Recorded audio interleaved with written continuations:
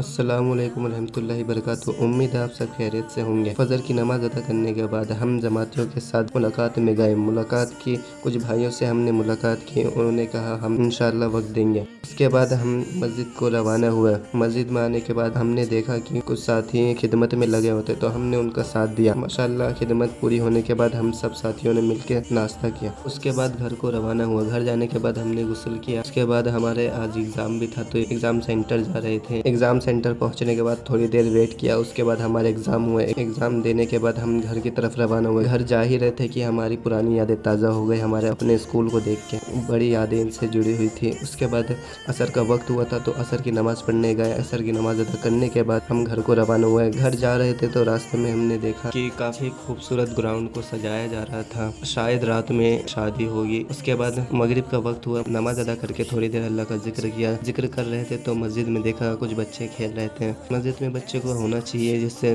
مسجد میں رونق رہتی ہے، اس لیے بچوں کو مسجد سے نہ بھگایا کرے۔ اس کے بعد امی نے کہا تھا کہ کچھ پھل لے کر آنے کو، تو پھر پھل لے کر آئے۔ اس کے بعد ہم نے دیکھا کہ وہ جو صبح گراؤنڈ سج رہا تھا وہ سج چکا تھا۔ اس کے بعد ہم گھر کو روانہ ہوئے۔ گھر جانے کے بعد عشاء کا وقت ہوا۔ عشاء کی نماز پڑھنے کے بعد تھوڑی دیر تعلیم ہوئی، اللہ کا ذکر ہوا۔ اس کے بعد امام صاحب کے ساتھ کہیں جانا تھا تو ان کے ساتھ گئے۔ بعد وہاں سے آنے کے بعد ہم نے ایک حدیث سنی، جو حدیث یہ ہے، حضرت ابو ہریرہ رضی اللہ عنہ سے روایت ہے کہ رسول اللہ صلی اللہ علیہ وسلم نے ارشاد فرمایا، جو شخص اچھی طرح وضو کرتا ہے، پھر جمعہ کی نماز کے لیے آتا ہے، خوب دھیان سے خطبہ سنتا ہے اور خطبے کے دوران خاموش رہتا ہے، تو اس جمعہ سے گزشتہ جمعہ تک اور مزید 3 دن کے گناہ معاف کر دیے جاتے ہیں۔ جس شخص نے کنکریوں کو ہاتھ لگایا، یعنی دوران خطبہ اس نے کھیلتا رہا یا ہاتھ چٹائی کپڑے وغیرہ سے کھیلتا رہا، تو اس نے فضول کام کیا اور اس کی وجہ سے جمعہ کا خاص ثواب ضائع کر دیا۔ ہم سب کو جمعے کے دن فضول کاموں سے اللہ تعالیٰ حفاظت فرمائے،